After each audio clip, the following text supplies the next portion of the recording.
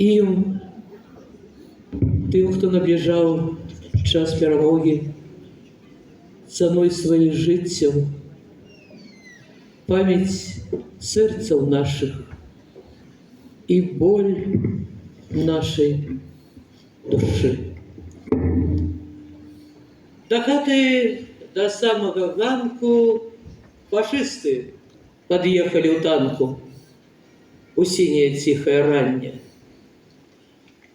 Ты, коршик Маланья, Маланья, а муж твой, тутейший лясник, большевик, пайшоў у партизанский отряд, пытался немецкий солдат. Где муж мой? Не знаю. Не знаю. Я его всюди шукаю, у близких, далеких людей. Не кажуть мне люди. А де? Чому он додому не йде? Не знаю. Душою не знаю. Под небом я вам присягаю. От хаты, от родного ганку Маланню повезли на танку до самого синего логу. У звон дали люди тревогу, выглядывали люди с окон и шли на дорогу, на звон. У синее тихое раннее фашисты сказали Маланье: «Трымаю эту свечку, иди праз вёску додому к себе. Потухне, мы кулю дадим, а дойдешь, даруем тебе». И люди стояли дыхание, и тихо ступая Маланья, босые ноги по лужу прозрыстой росе. А может, Бог даст, да не те. А ветер холодный от речки повеял на твар ёй, на свечку. Маланья той ветер глытая, а речка все больше нагоняет. Усіх же ветров не глынешь, ветрам нема меж.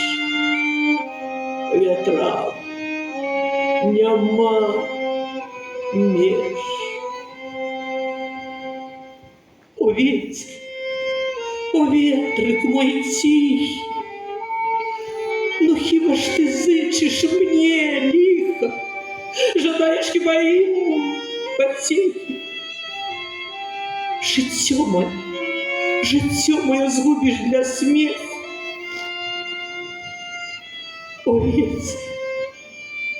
О ветер крылат, мне ж близко до родной хаты, под родные близенько стрехи.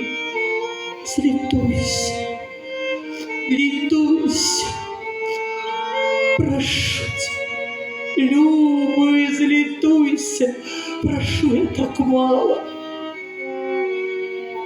Шептала, кусала посохлые губы, и ветер вылетал. Маланья заходит за горку, и свечка в затишку, як зорка, горела, мігтела пригожа.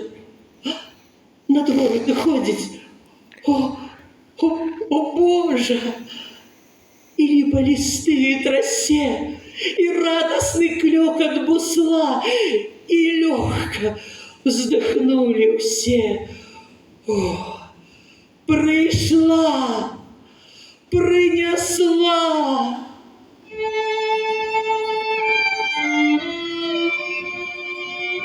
Осеннее, тихое раннее не стало более маланье. Осеннее, тихое раннее три кули догнали маланье. Упала она, поползла, и кровь огонек залила, и кровь